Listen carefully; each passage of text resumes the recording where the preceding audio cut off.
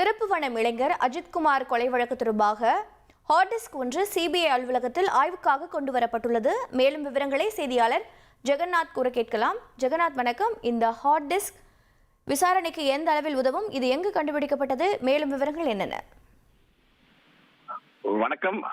அஜித்குமார் கொலை வழக்கில் பார்த்தீங்கன்னா 10வது நாளாக நீடிக்கும் சிபிஐ விசாரணை. தொடர்ந்து பார்த்தீங்கன்னா மதுரையில் இந்த சிபிஐ அலுவலகத்தில் 3வது முறையாக அந்த சிபிஐ விசாரணையானது தொடர்ந்து நடைபெற்றுக் கொண்டிருக்கிறது. குறிப்பாக நேற்று பார்த்தீங்கன்னா மதுரை சிபிஐ அலுவலகத்தில் நடைபெற்று வரும் விசாரணையில் சாட்சியங்களை அளிக்கும் தகவல்கள் குறித்து திருப்புவனம் காவல் நிலையத்தில் கிராஸ் செக் தகவல் உறுதிப்படுத்தும் வகையில் விசாரணையானது சிபிஐ ஈடுபட்டார்கள்.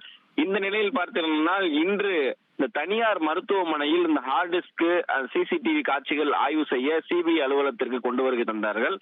குறிப்பாக அஜித்குமார் கொலை வழக்கில் திருப்புவனத்தில் இந்த தனியார் மருத்துவமனை, குறிப்பாக அந்த கார்த்திக் மருத்துவமனை, அந்த மருத்துவமனையை சேர்ந்த அந்த ஹார்ட் டிஸ்கை தற்போது கொண்டு வரப்பட்டு அதனை தீவிரமாக விசாரணை எடுத்துக் கொண்டிருக்கிறார்கள். மேலும் இன்று பார்த்தீங்கன்னா குறிப்பாக இன்று அதிகாலை சிபிஐ அதிகாரிகள் மோகித்குமார் தலைமையில் சிபிஐ தற்போது ஆத்திக்குளம் பகுதியில் இருக்கக்கூடிய அந்த கோவிலை சார்ந்த கோவில் பணியாற்றக்கூடிய பணியாளர்களை தொடர்ந்து இந்த காலை முதல் விசாரணையானது செய்து கொண்டிருக்கிறார்கள்.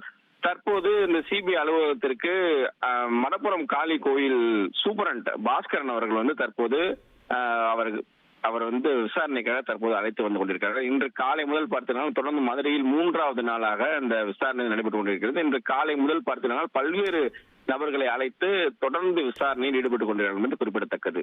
தகவல்களுக்கு நன்றி ஜெகநாத்.